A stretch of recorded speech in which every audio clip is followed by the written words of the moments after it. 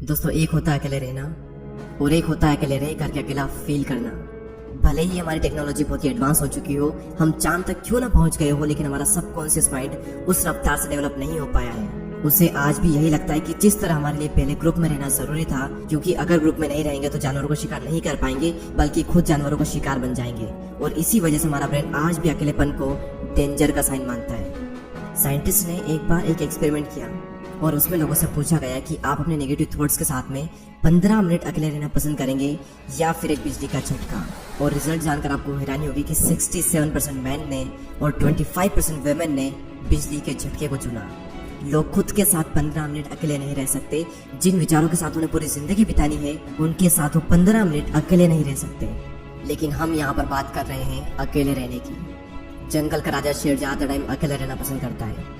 उसकी जिंदगी में ऐसी बहुत सी सिचुएशन आती है जहाँ पर उसे भेड़ियों का झुंड घेर लेता है। उस वक्त वो ना तो अकेला फील करता है और ना ही वो कमजोर फील करता है। उसे पता होता है कि इन सब के लिए तो मैं अकेला ही काफी हूँ। और आप ये बात जान लो कि ग्रुप हमेशा फॉलोअर्स का होता है, लीडर अकेला ही लीड करता है। शेर अकेला किसी मजबूरी के कारण नहीं रहता, बल्कि वो अपनी चॉइस से अकेला रहता है। इस दुनिया के ज्यादातर हाईली सक्सेसफुल लोग इंट्रोवर्ट हैं। इंट्रोवर्ट यानी कि वो लोग जिन्हें अकेले रहना पसंद होता है, जो लोगों में जाना पसंद नहीं करते। बिल गेट्स, जो कि माइक्रोसॉफ्ट के को फाउंडर है, 7 दिन के लिए बिना किसी टेक्नोलॉजी के अपने फ्रेंड्स एंड फैमिली से दूर रहकर अकेले रहते हैं। और इसका रीजन वो ये बताते हैं कि इससे उनकी क्रिएटिविटी बढ़ती है, उनके माइंड में नए नए आइडियाज आते हैं और अपनी लाइफ के कई सारे बड़े बड़े डिसीजन उन्होंने इसी दौरान लिए हैं।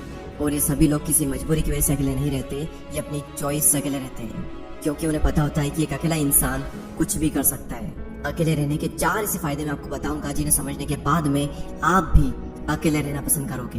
पहला पॉइंट है बूस्ट क्रिएटिविटी।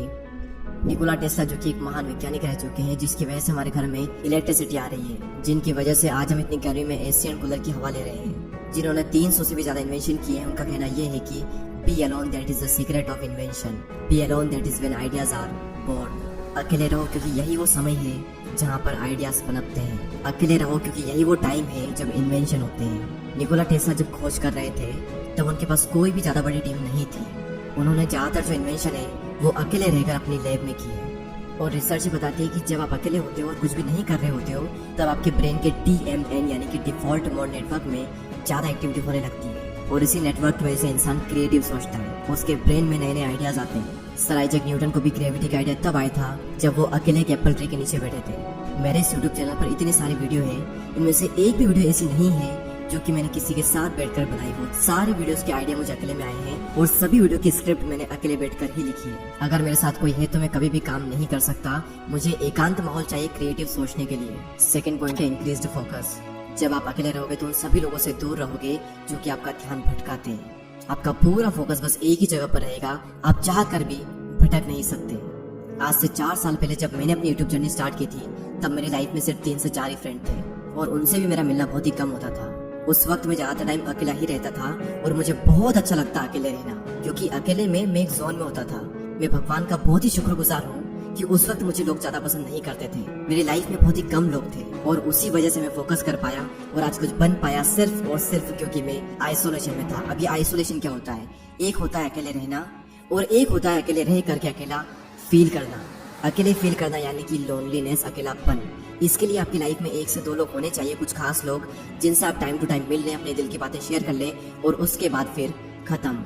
और एक होता है अकेले रहना यानी कि आइसोलेशन, जहाँ पर आपका focus, creativity and productivity next level पर होती है। आइडियाज आते हैं, हम ग्रो करते हैं, अपनी क्षमताओं का पूरा इस्तेमाल करते हैं। और यही हुआ मेरे साथ जब मैं आइसोलेशन में चला गया। तीसरा सबसे बड़ा फायदा सेल्फ अवेयरनेस। आप खुद को जान पाते हो।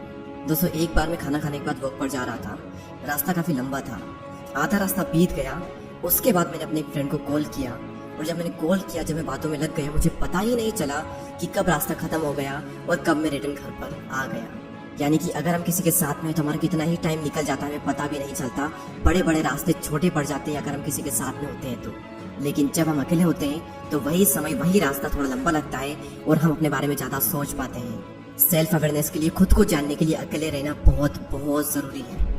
और अगर आपको ये लगता है कि आप सेल्फ अवेयर हो, आप खुद को बहुत ही अच्छे तरीके से जानते हो, तो आप सभी लोग ये बात जान लो कि 5000 ऐसे लोग थे जिनको ये लगता था कि वो सेल्फ अवेयर हैं, लेकिन जब उनका सेल्फ अवेयरनेस का टेस्ट किया गया तो उनमें से सिर्फ 10 से 15% ऐसे लोग थे जो कि सेल्फ अवेयर थे।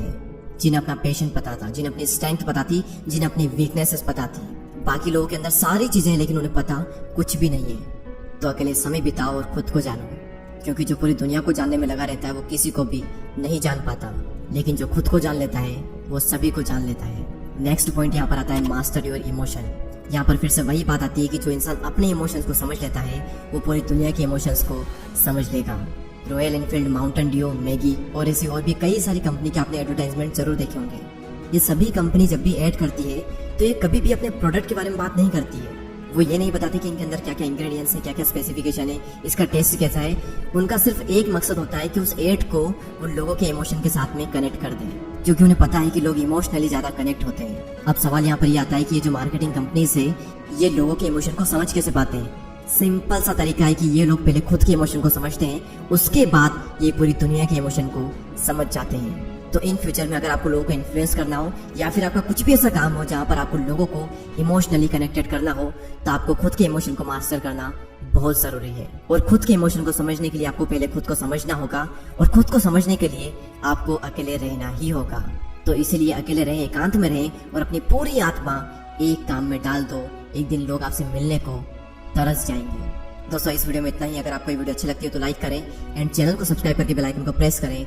मैं आपसे मिलूंगा अगले वीडियो में, तब तक के लिए जय हिंद, जय भारत।